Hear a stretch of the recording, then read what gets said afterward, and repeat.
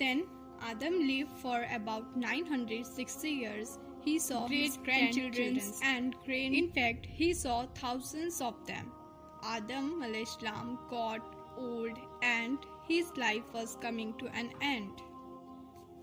He wished to have a certain fruit that he tasted in the paradise, but it was not available on earth.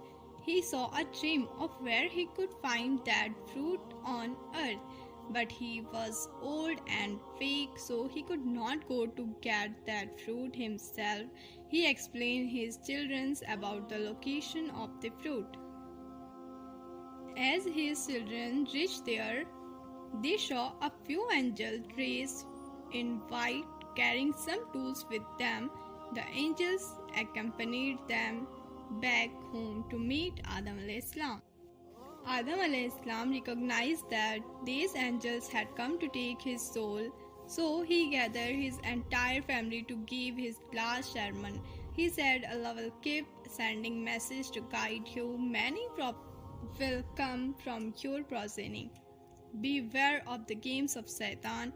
The biggest sin in the eyes of Allah is associating partners with Allah and worshipping false. As Adam died, the angels washed and surrounded his body with a white cloth and buried him using those tools.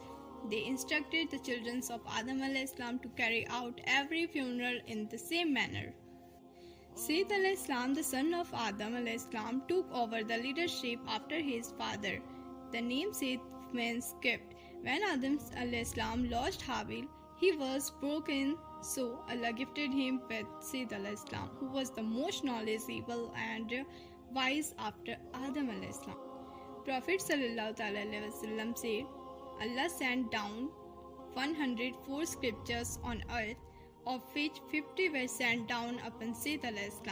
Seth a.s. occupied his entire life in preaching justice and righteousness to his family living in the hills. While on the other hand, Qabil was spreading corruption and evil on the flat land. They were involved in all sorts of acts that were against the path of Allah. Adam a.s. had made a rule that his people will not interact with the people of Qabil. Seth maintained that, but this harmony did not last long. Iblis took a human form and went to Qabil. He pretended that he had deviated from the kingship of Seth a.s. and pleaded to let him stay in Qabil's village. Iblis worked with a blacksmith in Qabil's village and designed a metal flute. He called people to him by playing enchanting music. Eventually, they become addicted and engrossed to their sound. This culture became a routine ritual. It paid to dance, parties, and unlawful entertainment. It diverted the youth from the right path by messing up their minds with temporary pleasure.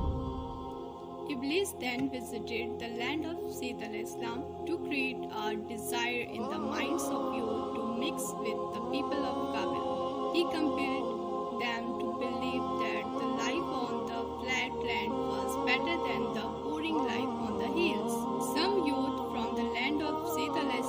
visited the land of Qabil. They were mesmerized with the fun and frolic and got carried away in those pleasures. They went against the path of Allah.